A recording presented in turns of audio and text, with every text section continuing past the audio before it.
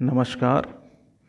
BA अंतिम वर्ष के प्रथम प्रश्न पत्र जनपदीय भाषा साहित्य छत्तीसगढ़ी से विनय कुमार पाठक की एक और रचना एक किस्म के नियाव लेकर मैं प्रस्तुत हूँ। विनय पाठक छत्तीसगढ़ी कविता के सशक्त हस्ताक्षर हैं।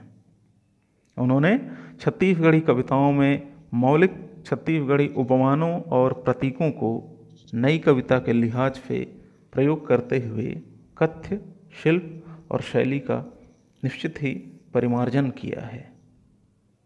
उनकी प्रमुख रचनाएं हैं छत्तीसगढ़ी लोक कथा, छत्तीसगढ़ी साहित्य और साहित्यकार। एक जीवनी है उनकी एक रुख एकेच शाखा, और एक काव्य संग्रह है उनका जिसमें कुल 11 कविताएं संग्रहित हैं, अकादशी और अनचिन्हार। यह कविता उनके इसी संग्रह से प्रस्तुत है। तो आइए सुनते और समझते हैं विनय कुमार पाठक की कविता एक किस्म के नियाव। एक किस्म के नियाव, नियाव से अर्थ है न्याय। तो इस शीर्षक का अर्थ हुआ एक किस्म का न्याय। इस कविता में श्रमिक वर्ग के 4 चित्र हैं और इन चित्रों में उसकी पीड़ा, शोषण, भेदभाव का दारुण वर्णन है। कविता का अंत जहाँ हृदय को बेध देता है, वहीं निष्कर्ष विचार करने को मजबूर करता है कि मानव जीवन के इन पीड़ाओं, संत्रास और कातरता का विधान आखिर क्या है, क्यों है। तो आइए कविता देखें। चैतु गौटिया यहाँ सबो दूधला अमरा देथे, घर भर के सबो दाना दाना बर तरफ थे, औ उपास में घर के दूध घलो नहीं पा सके। विनय कुमार पाठक की इस कविता का जो यह पहला अंश है, इसमें कहते हैं कि चैतु नाम है जो ग्वाला है, दूध निकालकर घर घर बेचता है। चैतु गौटिया यहाँ, छत्तीसगढ़ी में गौटिया जमींदारों को, गांव में जो मालगुजार होते हैं या रसूखदार होते हैं, इन लोगों के लिए गौटिया शब्द प्रयोग किया जाता है। तो गौटिया, चैतु गौटिया यहाँ सबो दूधला अमरा देथे। चैतु गौटिया के यहाँ सारा दूध पहुंचा देता है। अमरा देना से अर्थ है पहुंचा देना। घर भर के सबो, उसके घर के सारे लोग, दाना दाना बर तरफ थे, भोजन का इंतजाम नहीं है, दाने के लिए तरसते हैं उसके घर के लोग, चैतु के घर के लोग। औ उपास में घर के दूध घलो नहीं पा सके। अब भोजन ही नहीं बन रहा है तो उपवास ही समझ लीजिए। तो इस अवस्था में चैतु के परिवार को, जो खुद दूध का उत्पादन करता है, जरा से दूध के लिए उसका खुद का परिवार तरसता है।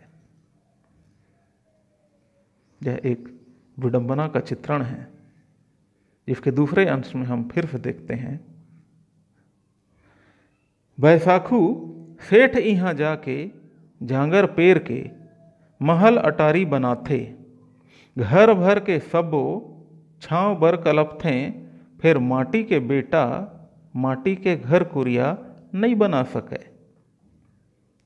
विनय कुमार पाठक अपनी इस कविता के दूसरे अंश में कह रहे हैं कि बैसाखू नाम है, बैसाखू सेठ यहाँ जाके, सेठ के यहाँ जाकर जांगर पेर के, मेहनत करके महल अटारी बनाते, उसकी बिल्डिंग बनाता है, उसके बड़े बड़े घर बना रहा है।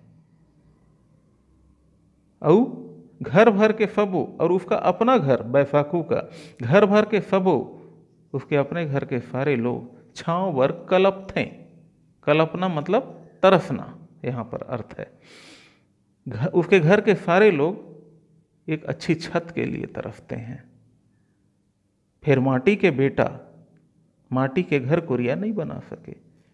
इतनी तकलीफ के बावजूद भी वह इतना गरीब है या इतना शोषित है, इतना पीड़ित है कि वह माटी पुत्र जो है बैसाखू, एक मिट्टी का अपना घर कुरिया, घर कुरिया से मतलब है झोपड़ी, एक मिट्टी की अपनी झोपड़ी भी ठीक से नहीं बना पाता है।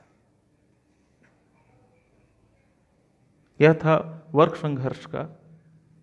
वर्ग संघर्ष ही नहीं है, ये तो एकाकी पक्ष है, पीड़ित का, शोषितों का की कहानी है ये। यह दूसरा चित्र था। तीसरे अंश में कवि कहते हैं, जेठू महाजन यहाँ सूत के ओढ़ना बना के दे आथे, घर भर के सब्बो चेंदरी बर लुलुआ थे, इज्जत ढाके बर जुन्ना कपड़ा घलो नहीं पा सके। अर्थात जेठू ये भी नाम है, महाजन यहाँ अमीर के घर, पैसे वाले के घर, सूत के ओढ़ना बना के, ये वस्त्रकार है जेठू जो है, धागे से वस्त्र बनाता है। यहाँ ओढ़ना से अर्थ ओढ़ने वाली कोई चादर आदि से इसका अर्थ है, पर यहाँ पर हम वस्त्र के रूप में लेंगे समग्र अर्थ में, कि जेठू अमीर के घर, पैसे वाले के घर में धागे से वस्त्र बनाता है, ओढ़ना बिछौना आदि बनाता है और दे देता है। और उसके घर क्या होता है? घर भर के सबो, उसके घर के सारे लोग चेंदरी बर लुलुआ थे। चेंदरी अर्थात चिंदी, वह पुराना कपड़ा जिससे हम पोंछने आदि के वस्तुओं को या कोई भी जगह को पोंछने साफ करने के लिए उपयोग करते हैं, तो उसे छत्तीसगढ़ी में चेंदरी कहते हैं। तो घर भर के सबो चेंदरी बर लुलुआ थे, घर भर के सारे लोग लुलुआ थे मतलब तरसना, तरसते हैं, चिंदी के लिए तरसते हैं। इज्जत ढाके पर जुन्ना कपड़ा घलो नहीं पा सके, वे अपनी इज्जत ढकने के लिए भी। समाज में आखिर वस्त्र का आविष्कार क्यों किया गया? मानव को ऐसा लगा कि उसकी जो देह जो है प्राकृतिक रूप से निरावृत है, तो उसे वह कम से कम ढक सके, तो इसके लिए कपड़े का आविष्कार हुआ। तो यहाँ कवि कह रहा है जेठू के लिए कि वह इज्जत ढाके पर जुन्ना कपड़ा घलो नहीं पा सके।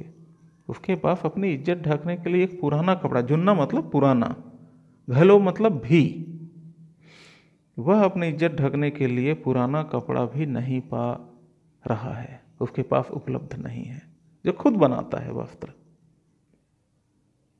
आप समाज को एक बार देखेंगे ठीक से तो यही दिखेगा कि जो व्यक्ति जिस चीज का काम कर रहा है, जिस चीज का उत्पादन कर रहा है, खासतौर से जो श्रमिक वर्ग है, वह उसी चीज से के लिए तरसता है, उसके पास वही चीज की, उसी चीज की कमी रहती है। इस कविता एक किस्म के नियाव का अगला अंश है। पुफऊ गांव में विष्णु भगवान के मंदिर बनाथे, घर भर के सबो भगवान के दर्शन औ प्रसाद बर तरस थे, औ तो औ वो हर मंदिर के डेहरी नहीं चख सके। कवि ने इस हिस्से में एक सामाजिक भेदभाव का चित्रण किया है। वे कहते हैं, पुफऊ गांव में विष्णु भगवान के मंदिर बनाथे, पुफऊ गांव में विष्णु भगवान का मंदिर बनाता है, और क्या होता है उसके साथ? घर भर के सबो भगवान के दर्शन और प्रसाद बर तरफ थे, और उसी के घर के लोग उस भगवान के दर्शन और प्रसाद के लिए तरसते हैं। यहाँ स्पष्ट है कि जो भारत की जाति व्यवस्था है वह यहाँ साफ हो रहा है कि जो मजदूर भगवान का घर बनाता है वह अपनी सामाजिक स्थिति के कारण, जो कि बनाई हुई है मनुष्य के द्वारा, जो कि कलंक है इस समाज पे, उस सामाजिक व्यवस्था के कारण मंदिर बनने के बाद वह और उसका परिवार भगवान के दर्शन नहीं कर सकते और न ही उसको उसका प्रसाद मिल पाता है। कवि आगे कहते हैं कि औ तो औ और तो और, औ तो औ मतलब और तो और, वो हर मंदिर के डेहरी नहीं चख सके। डेहरी मतलब यहाँ चौखट है। और तो और प्रसाद और दर्शन के लिए तो तरसता ही है, वह उस मंदिर में प्रवेश भी नहीं कर सकता। यह एक सामाजिक यथार्थ कवि ने चित्रित किया है। इन चार दृश्यों के बाद इस कविता का जो अगला खंड है वह उसका अंत है, और उसके बाद एक निष्कर्ष है। देखें कवि इस कविता को किस तरह से यहाँ तक लेकर आता है और अपने उद्देश्य तक पहुँचता है। कवि कहता है आगे कि चैतु भूख माँ, बैसाखु घाम माँ, जेठू इज्जत माँ, हऊ पुफऊ जाड़ माँ, जांगर चलात चलात अकड़ के मर जाते। आपने चैतु के बारे में पढ़ा, बैसाखु के बारे में पढ़ा, जेठू के बारे में पढ़ा और पुफऊ के बारे में पढ़ा। अंततः क्या होता है? चैतु भूख से, बैसाखु धूप में, जेठू इज्जत के लिए संघर्ष करते हुए, और जो पुफऊ है जाड़ में, जाड़ मतलब ठंड, ठंड में जांगर चलात चलात जीवन भर परिश्रम करते करते एक दिन अकड़ के मर जाते हैं। जेठू, बैसाखु, चैतु और पुफऊ जीवन के संघर्ष में अंततः हार जाते हैं। मानव इतिहास का यह सत्य है। सभ्यता का जो निर्माता है, श्रमिक है, जो मजदूर है, इसी परम दुख गति को प्राप्त होने के लिए सदा से अभिशप्त रहा है। इस कविता के अंत में जो कवि ने एक निष्कर्ष दिया है उस पर हम आते हैं। कवि कहता है, विधाता के एहू एक किस्म के नियाव आए, अपन भगत सो बलि लेके, या ओला संसार के दुख ले उबारे के। कवि अंत में कह रहा है यह विधाता का एक किस्म का न्याय है। एहू मतलब यह, किस्म मतलब किस्म, न्याय मतलब न्याय। यह विधाता का यह एक किस्म का न्याय है। अपन भगत सो बलि लेके, अपने भक्त की इस तरह से वह बलि लेता है ताकि ओला संसार के दुख ले उबारे के। उसको इस संसार के दुख से उबारने के लिए वह आखिरकार उसकी बलि ले लेता है। यह ईश्वर का या विधान का न्याय है। विधाता या ईश्वर की सभ्यता के इन दुर्भाग्यशाली निर्माताओं को उनके प्राण लेकर दुखों से उबारना और उसे न्याय कहना, यहाँ पर कवि ईश्वर और इस भाग्यवादी समाज दोनों को ही कटघरे में खड़े कर रहे हैं।